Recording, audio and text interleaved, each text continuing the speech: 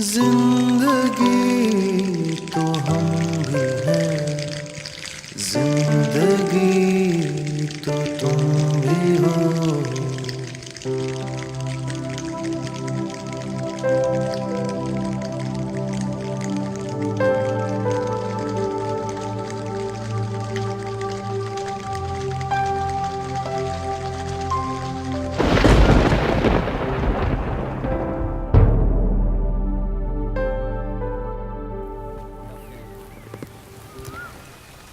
वालिद साहब की वफ़ात के बाद बड़े भाई मुश्किल से घर चला रहे थे, जिसकी वजह से पढ़ाई में मेरा दिल नहीं लगता था। मैंने मस्जिद में जाना शुरू कर दिया और अक्सर वहीं बैठा रहता। उन दिनों हमारे इमाम साहब रात को तालिबान की रेडियो सर्विस से तकरीरें सुनते। मैं भी उनके साथ मिल के उनकी तकरीरें सुनता। मैं जब भी इमाम साहब से दीन के बारे में सवाल करता, वो मुझे जहाद के बारे में बताना शुरू कर देते। इमाम साहब की बातें सुन सुनकर और तालिबान के बयानात सुनकर मेरे ज़हन में यही सोच आने लगी थी कि पढ़ाई तो मैं मुकम्मल कर नहीं सकूँगा, क्यों ना दीन और दुनिया साथ साथ चलाऊँ। यूँ मैं तहरीक का हिस्सा बन गया। तालिबान काफ़ी हद तक हमारे इलाके में फैल चुके थे और वो मुझ जैसे काफ़ी नौजवानों को अपनी तरफ माइल कर रहे थे। मुझे एहसास हुआ कि लोग मुझसे डरने लगे हैं, क्योंकि मेरा उठना बैठना तालिबान के साथ था। एक रात मैं तालिबान के साथ चौकी पर था कि एक पिकअप आके रुकी। उसमें सवार लोगों से हमने पूछताछ की। एक औरत और उसके बच्चे रो रहे थे।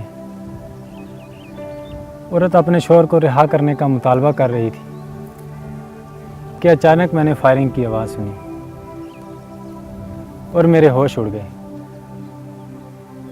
मेरे साथियों ने उस शख्स को हलाक कर दिया था। जब भी ये मंजर मुझे याद आता है, मैं बेख्तियार रो पड़ता हूँ। जिंदगी तो हम भी हैं, जिंदगी तो तुम भी हो। मैंने तालिबान का साथ छोड़ने का फ़ैसला कर लिया, लेकिन ये काम इतना आसान नहीं था। मैं मशवरा करने अपने दोस्त के घर गया, लेकिन उसके वालिद ने मुझे उससे मिलने नहीं दिया। खैर, मैंने उसके वालिद से ही बात शुरू कर दी। सारी बात सुनाने के बाद मैंने उनसे मदद तलब की। अभी इतनी ही बात हुई थी कि मैंने फायरिंग की आवाज़ सुनी। पता चला कि जंग शुरू हो गई। मैं घर की तरफ भागा। उधर पहुंच के देखा कि मेरी वालिदा ज़ख्मी हालत में मेरी छोटी बहन की लाश अपने हाथों में लिए रो रही। मैं अस्पताल की तरफ दौड़ा ताकि एम्बुलेंस का पता कर सकूं। पता चला कि वो भी हमले में जल चुकी है। मैं बड़ी मुश्किल से अपने घर वालों को हॉस्पिटल लेके गया। वालिदा को वहाँ एडमिट करवाया। छोटी बहन को अभी दफनाया ही था कि फ़ौज मुझे पकड़ने आ पहुंची।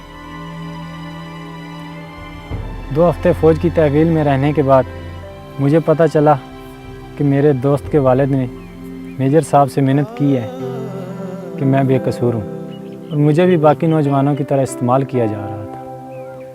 4 माह तक हमें तरबियती स्कूल में रखा गया ताकि हमारी गलत कैंप की सोच को दुरुस्त किया जा सके। रिहाई के बाद मैंने दोबारा पढ़ाई शुरू की।